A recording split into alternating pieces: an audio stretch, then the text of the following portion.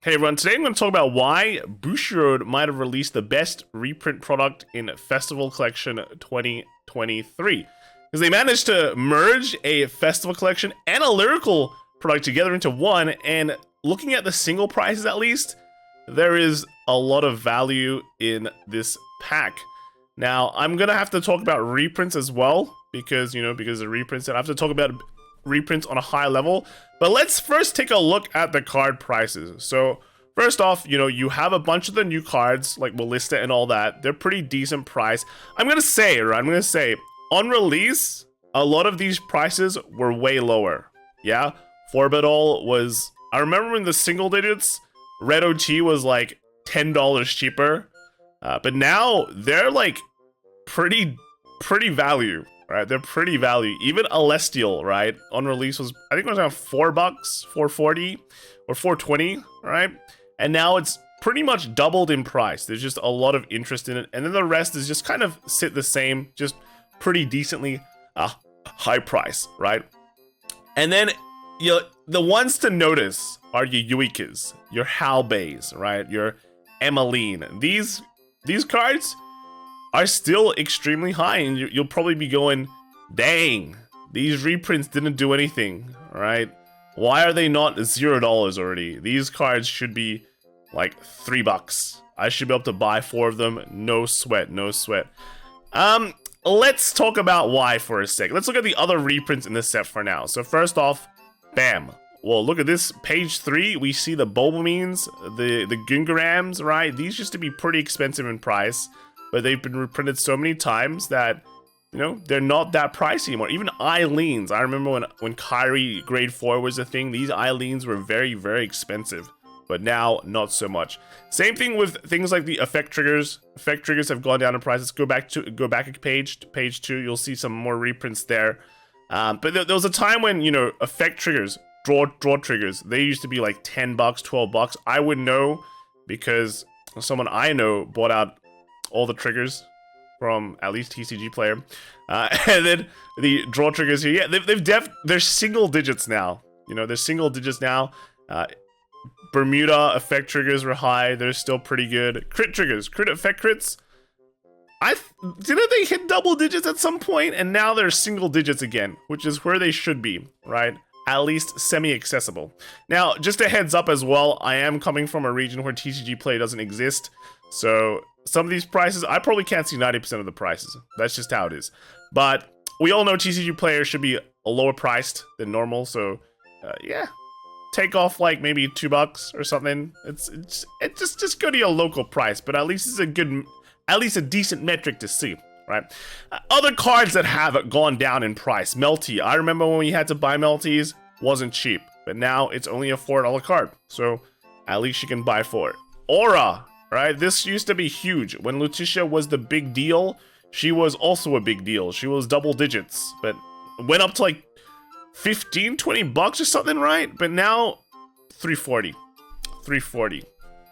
Pretty good. But yeah, in terms of reprints, a lot of the reprints have definitely gone down in price, and that is pretty much due to their age and the number of reprints that have happened. However, these 3 cards, right? How many reprints has Yuika gotten? I think one other reprint, but that was very controlled, not a lot. Halbei, this is the first time Halbei has gotten a reprint. Dragonic Overlord is still a big thing, and Emmeline as well. I think this should be the first time it got a reprint, maybe the second. But Blasters, it goes in a few Blaster decks. Blaster is still pretty popular. So obviously, it's down to demand, right? Demand. If people want the card, it's gonna go up because there's only a certain amount of quantity, but a lot of people want it. And people have been hyping up, Wallista, for example, got released here. People have been saying it is pretty much one of the best decks in the format. We have the data to prove it as well. So of course, if you need a 4x of a card in that deck, it is gonna go up. And I will also say this, in Japan, be pre-festival collection and post-festival collection, the prices were pretty similar, right? Pre-festival collection English, Yuika was like, I think $50 at least. Now it's 35. Gone down in price a bit, but it's still pricey because, again, demand, right? People want the card. People want to build meta. People want to win. In Japan, pre-festival collection, Yoika was like a 6,000 yen card. I would know because I bought it. And then after that, it was around 5,000, 4,000 after the release because I would know because I sold to DF who bought my cards. So you can, so congrats to him, right? He has my Yoikas. Well, his Yoikas now because he paid for it. But this is, why hasn't the prices gone down further then, right? That's clearly not, you know, this clearly wasn't intended. Whenever like Bushi reprints in the past, everything is tanked. Well, I'm gonna tell you, this is all according to plan. All according to plan. All according to Keikaku, right? Because it's the correct thing to do. As much as you might hate this, right? You might go, Kai, you are a shill now. And no, I'm just speaking the facts, right? I'm just speaking the facts. Let's look at the old reprint product, right? Well, we'll talk about it. Revival collection, all those stuff where they hard reprint stuff. Those products were failures. They were actually failures. Stores would get them, no one would buy them, stores would be stuck with them, they hate the product, done. Then the secondary market tanks, vendors can't vend, bam. Done, right? Notice that these Revivals collection sets have never been released in Japan because they would know that if they printed something like that in Japan at that sort of quantity, stores would immediately drop the product because all their single inventory has become absolutely useless, right? Meanwhile, in the West, we don't really have that kind of singles level scene around, or it's very little that, you know, they're free to print that and it works better, right? It works slightly better, though it kind of doesn't because, again, stores get stuck with this product, no one buys it, and then they can't move it, right? They can't. The only times people are able to move this product is when someone goes, oh, they're selling that $140 or $120 product, and they're only selling for $30. Oh, I'm definitely want. Yeah, that's the only time they can move it. So they're moving at a huge loss. So I've said in the past before, those kind of reprint booster products usually never work well. They never work well. If you want reprints, it's better to put them in like a trial deck or, you know, in a set that is actually worth something, and then it actually work. And we can see here that it has worked to some extent. So then let's talk about why Bushiroad is reprinting it in this way, right? I think low quantities of cards, but they kind of trickle feed it every couple of sets. The main thing when you reprint something is accessibility, but there are multiple facets to accessibility, right? One of them would be the ability to actually purchase the product, and the other thing that most people are talking about is the cost. Bushiroad is mainly focusing on the first one, the ability to purchase the product. And what is that? Well, remember when PS5s were the rage and everyone wanted to buy PS5 and no one could purchase it because there's no stock? That is that kind of accessibility that Bushiroad is trying to fix. The ability to purchase Yoikas or just throw some more Yoikas into circulation so people can actually buy it. Not for a cheaper price, not for a totally like insanely cheap price, but just being able to purchase it. Because one of the frustrating things is when you have money and you cannot buy things. And when it comes to card game, there are a lot of people with a lot of money willing to just throw money out there. Everyone would know because you see the randoms with max rarity decks that cost way too much money, right? So Bushiroad is trying to fix that problem. They're not trying to fix the price problem because what is there to fix? In their eyes, right, if people are buying the product for $35 and it's still selling, of course they're going to just keep it at the same price because guess who else wins? The vendors, right? The vendors who are the bloodline of the Japanese community. But it's true. It's true. If vendors can't find profit in stocking a product, they won't stock it, and that's that. You're just done. You're just done, right? And like, to be fair, vendors don't earn that much money when it comes to card games, right? When you talk about how like opening a card shop, dude, if you hate money, open a card shop, right? Open a card shop. Card games don't make money. The most profitable stuff from a card shop is like the sleeves, the drinks, everything. Every other, those are where the profit margins are. When you talk about, dude, but people make money from Magic product. Yeah, they do, but I think Magic product, like boosters, for example, the profit margins are, I think, could be lower than Vanguard, right? It could be lower than Vanguard. Like, you sell a box, I think, for example, these are totally random numbers. If they buy a magic box for like 200 bucks. I think they sell for like 220 and literally just make money just from the amount of bulk they sell. All right. So in terms of profit margins, yeah, like they're not, card shops have a hard time earning money. When it comes to these pulls as well, when they sell you singles, most of the time they make like very, very little dollars, and the only time when they're profiting is when they sell the high rarity stuff. That's some background knowledge. But Kai, right? Other games, when they reprint, their games become super cheap, right? Look at Pokemon, for example. You can buy a meta deck for $100. Let's kind of talk about that. All right, so Pokemon. Let's throw this out there. Pokemon, you cannot compare that with anything. Why? Because Pokemon is like so big now. It's so big that it's pretty much its own identity. Their business decisions don't even need to make sense because they earn so much. They can throw product out the door and people will buy it. Probably like at least 50 to 75% of players people who buy Pokemon product, at least the TCG part, don't even play the game. Right? They could just be collectors. There's a lot of collectors actually. You look at like YouTube, for example. How many people actually watch Pokemon TCG stuff? Not many people. How many people watch pack openings? A lot of people. All right, a lot of people. So there's actually just so much stuff being bought for the Pokemon TCG that it's gonna sell every single time, especially recently. In terms of the people that actually want those flimsy like $3 staple trainers. Not many, right? Ionos, or is it Iono, right? How many people need Ionos? I mean, it's a very staple card right now in Pokemon, but if it's not high rarity in PSA 10, collectors don't want it. I personally, I've seen the people, right? They, like, collectors in Pokemon are actually insane. There's so many people with just money to spend. They're willing to buy, like, cases of stuff, right? Just to try and get one card that is PSA 10, right? Because they're rich. That's what rich people do. But yeah, collectors, so big in Pokemon that it changes the entire ecosystem.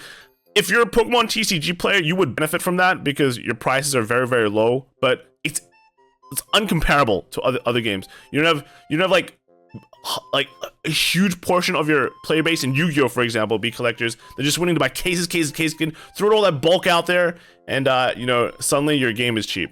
Or for Magic the Gathering, for example, big game, but totally different, scene, right? It's just the Pokemon IP is huge. It's huge, right?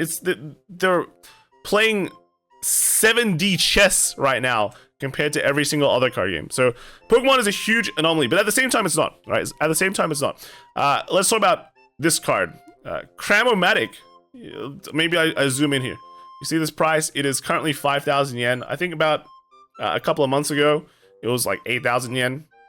What is this? This is a promo card, and it's only a promo card in Japan, and it's very expensive because you need like 4x of it in Mew, right?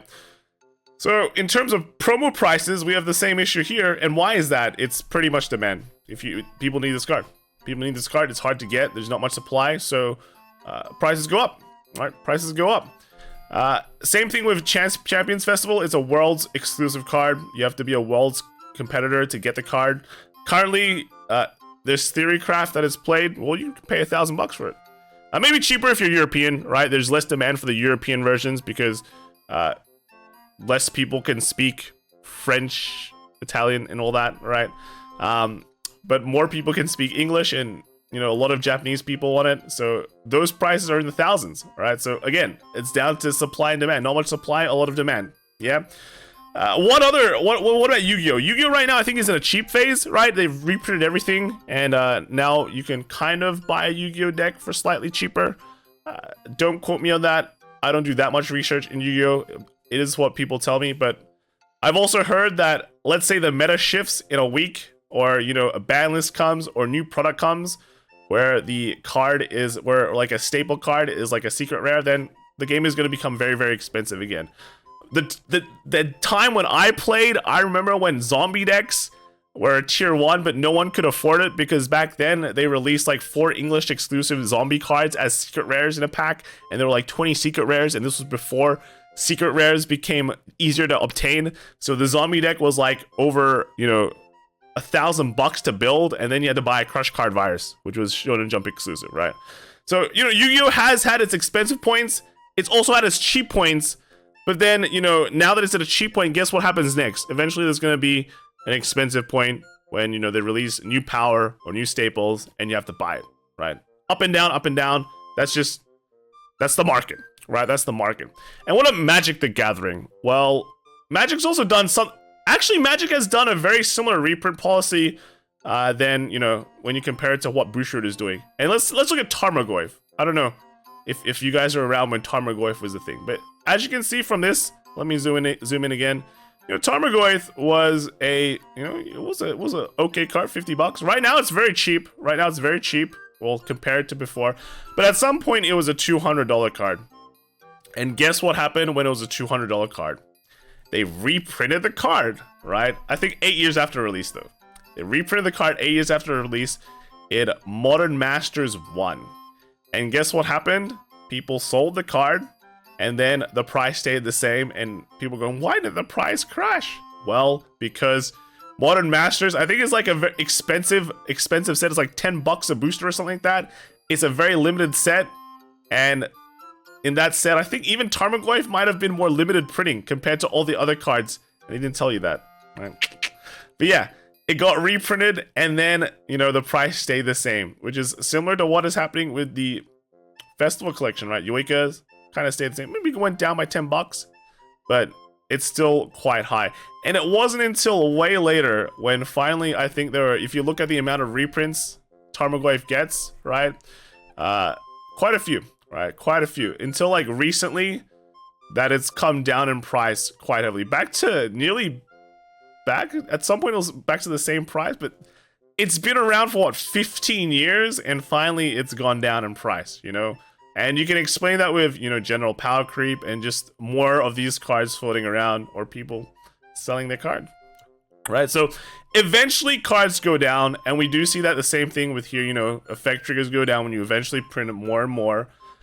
But it's technically better if prices stay up for the vendors, because then people who have cards, or long-term players even, who have these cards do see long-term value in the game and will hold on to cards. And as long as they keep on like kind of slow printing more and more quantity out there without impacting the price too much, then it doesn't totally crash the market, unless you can find different things that to hold value in. And honestly, the bigger thing that Bushiroad should be worried about is not actually the reprints, but just giving more choice for their consumers, right? Right now, we're in a good point where if you want a cheaper deck without having to spend promos, you have something like a Gandiva, although, again, because demand for product, right? Demand for Gandiva, it might have gone up in price again, right? But that's just how it is. When people want stuff, they'll get it. Otherwise, you know, you have Messiah decks, pretty straightforward. You have Chronojet, that is still a great entry product. And you just have a big choice. You just have a big choice on what you want to purchase that won't require you to spend like $80 for one card. So I think that's the more important thing. But look, demand is demand. Reprints will be high if people want the card a lot. And that's just how it is. That's just how it is. Let me know what you guys think in the comments below. I'll see you all next time. All right, bye.